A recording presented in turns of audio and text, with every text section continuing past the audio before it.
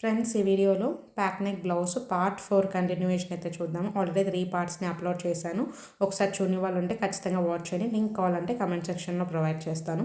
So ఇప్పుడు మనం ఇలా ప్రిన్సెస్ కట్ని నీట్గా కట్ చేసుకున్న తర్వాత ఫస్ట్ ఇలా 2 అపెక్స్ పాయింట్స్ రెండు ఒక దగ్గరికి మీట్ అయ్యేలాగా చూసుకొని ఇలా పేపర్ని కొంచెం కొంచెంగా ఇలా అడ్జస్ట్ చేసుకుంటూ మనకి ఈ ప్రిన్సెస్ కట్ షేప్ అనేది ఇలా మ్యాచ్ చేసుకుంటూ చూసుకోవాలన్నమాట.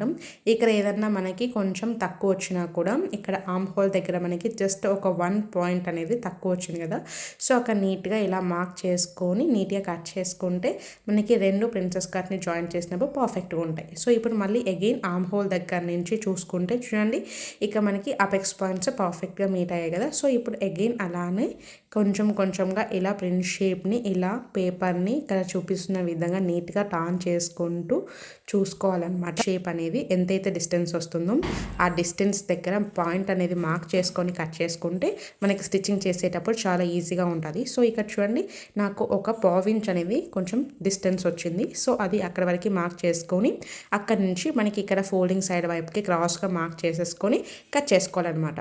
ఇక నేను కొంచెం డిఫరెంట్గా డిజైన్ చేద్దామని చెప్పేసి ఇక్కడ మనకి ఆర్మ్ హోల్ దగ్గర నుంచి మనము ఇలా sweet heart neck line mark చేసుకున్నాం కదా, అక్కడైతే కట్ చేస్తున్నాను. ఒకవేళ మీకు ఇలాంటి డిజైన్ వద్దు, నార్మల్ ప్లెయిన్గా స్టిచ్ చేసుకోవాలి అనుకున్న వాళ్ళు ఈ పార్ట్ని స్కిప్ చేసేయండి.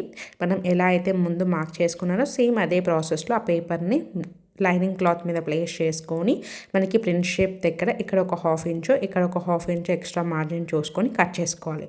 ఒకవేళ సేమ్ యాజ్ ఇట్ ఈజ్ నాలాగా డిజైన్ చేసేవాళ్ళు పైన కూడా మీరు నెక్ లైన్ దగ్గర అలాగే స్వీట్ హార్ట్ నెక్ లైన్ దగ్గర మనకి 1/2 ఇంచ్ ఎక్స్ట్రా ఖర్చు తీసేసుకొని ఇలా కట్ చేసుకోండి. ఇక నేను 1/2 ఇంచ్ ఎక్స్ట్రా ఇక్కడ సైడ్ ఎందుకు తీసుకున్నానంటే నేను ఇక్కడ క్లాత్ అనేది నాకు అడ్జస్ట్మెంట్ అవ్వలేదు ఫోల్డింగ్ సైడ్ నుంచి. సో అందుకోసం ఎక్స్ట్రా ఖర్చు తీసుకొని జాయిన్ చేసుకుంటాను అనమాట.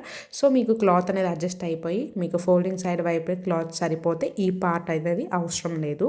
సో ఇలా నీట్గా కట్ చేసి పెట్టేసుకోండి. నా నెక్స్ట్ వీడియోలో స్టిచ్చింగ్ ఎలా చేసుకోవాలో చాలా డీటెయిల్గా చెప్తాను. అవి కూడా పార్ట్స్గా అప్లోడ్ చేస్తాను.